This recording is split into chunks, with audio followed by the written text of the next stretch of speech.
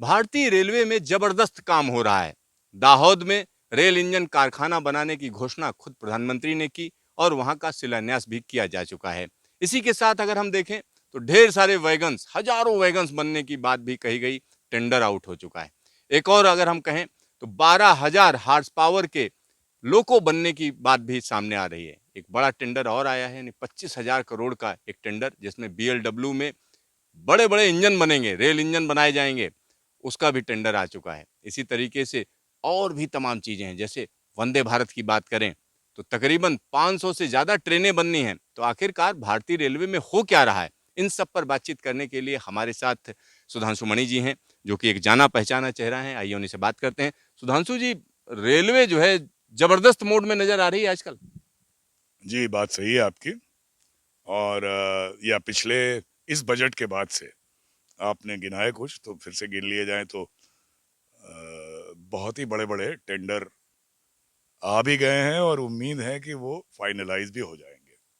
सबसे पहले 90,000 वैगन, यानी 3 साल की पूरी रिक्वायरमेंट, 30,000 पर ईयर। अभी तक अनाउंसमेंट जो भी रहा हो, 12,000 13,000 से ज्यादा वैगन एक साल के नहीं बनते थे। अब फ्रेट प्रोजेक्शंस इन लोगों ने देखा होगा, और अभी तो ज्यादा क्राइसिस नजर आई, कोयले के आपने सुना ही होगा।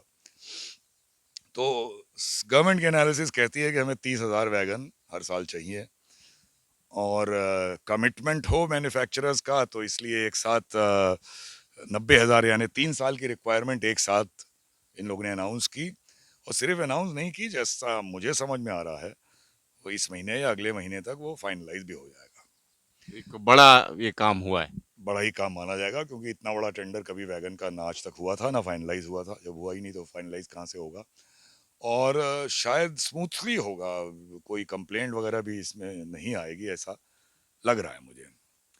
अब बचा 200 वंदे भारत का के बारे में तो आपको पता ही है। आपने कहा 500 से ज़्यादा, बात ठीक है, क्योंकि 104 बननी है आईसीएफ और एमसीएफ आरसीएफ मिला के।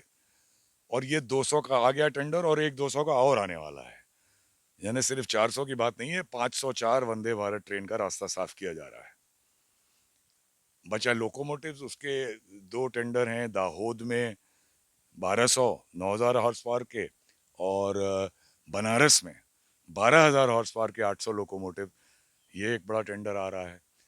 और ख़ास बात, वैगन वाला अगर छोड़ दें, क्योंकि वो तो प्राइवेट बिल्डर्स के ही हाथ में था पहले भी, ये सारे बड़े 4 टेंडर रेलवे के पीयूज में कॉन्ट्रैक्टर आके बनाएगा। ये मॉडल है कुछ कुछ ट्रेन 20 से मिलता जुलता, जो हम लोगों ने पहले किया था और नहीं कर पाए थे। अब इसका अगर एनालिसिस और की जाए, आप ये याद करिए, जब 100 डे प्रोग्राम रिलीज किया था 2019 में, उस वायदे में ये था कि रेलवे की प्रोडक्शन यूनिट्स को कॉरपोरेटाइज करेंगे, और एक बड़ी कंपनी, जिसको आप कह सकते थे Indian railway rolling stock company और समथिंग लाइक दैट, वो करेंगे। और एमसीएफ में मॉडल उसका शुरुआत होगी। पर उसके बारे में अब कोई बात नहीं हो रही है। इसका मतलब ये मान लिया जाए कि वो अबैंडन कर दिया है सरकार ने। कॉरपोरेटाइजेशन मॉडल शायद अबैंडन कर दिया, हालांकि ये ऑर्डिनेंस फैक्ट्री में वही काम करके इन लोगों ने दिखा दिया है। तो मुझे जो लगता है कि ये एक साइलेंट मूव है, without declaring, towards privatisation of rolling stock industry, और कोई गलत भी नहीं है। देखना यह है कि ये धीरे धीरे हमारे पीयूष पूरे डाउन साइज होके क्या प्राइवेट हैंड्स में जाएंगे, या एक अच्छा जुडिशियस मिक्स प्राइवेट और पब्लिक सेक्टर का रहेगा, जो मेरे हिसाब से ज़रूरी है। अगर ऐसा होता है तो अच्छा मूव है। तो सर, किस तरीके के फायदे होंगे अगर मान लिया प्राइवेटाइज हुए, जिस तरीके से आप कह रहे हैं, तो फायदे क्या क्या होंगे? अभी क्या क्या दिक्कतें हैं? अभी देखिए, एक सबसे बड़ी दिक्कत जो पीयूष में है, और मुझे इस कहने में कोई हिचकिचाहट नहीं है, मैं तो खुद सारे ही पीयूष में काम कर चुका हूँ या उनसे एसोसिएशन में काम कर चुका हूँ। ये मैन्युफैक्चरिंग इंडस्ट्री है, और ये बिना कंपटीशन के अगर काम करती है, तो इसमें वो एफिशिएंसी नहीं आ सकती जो डिजायर्ड है। ये बात सच है। अच्छी लगे सुनने में लोगों को ये। तो अभी कोई कंपटीशन की नाम की तो चीज़ है नहीं। अभी तो आपको ऑर्डर दिया जाता है, इस साल इतने बना दो, वो एक ट्रांसफर प्राइस है, उस प्राइस पे वो ले ली जाते हैं। कंपटीशन कैसे आए? कंपटीशन तभी आएगा जब आप इनको फ्रीडम दें।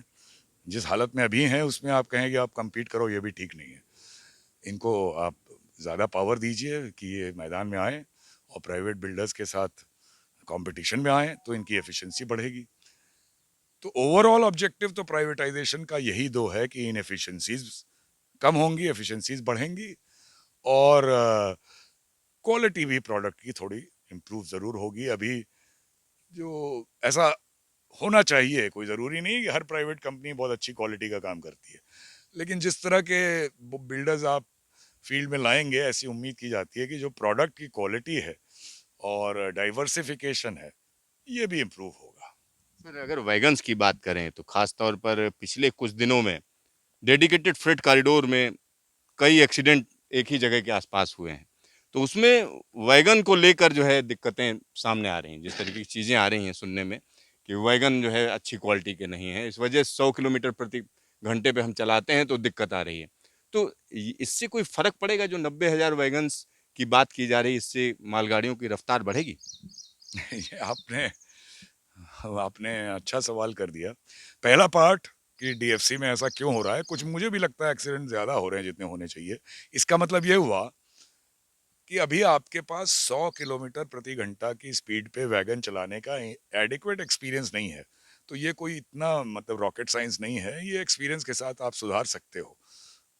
मुझे उम्मीद है उस डायरेक्शन में काम होगा, पहली चीज़।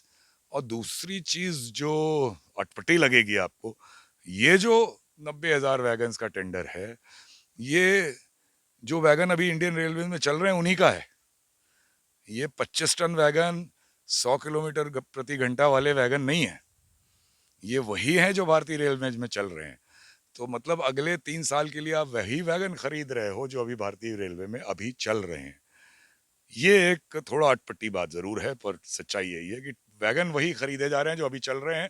इम्प्रूव्ड वैगन इसमें नहीं खरीदे, अपग्रेडेड वैगन इसमें नहीं खरीदे जा रहे हैं। सर ज़माना तो अपग्रेडेड वैगन का है, दुनिया भर में स्पीड की बात होती है, तो इतना बड़ा ऑर्डर और उसमें भी ये चीज़ सोची नहीं गई।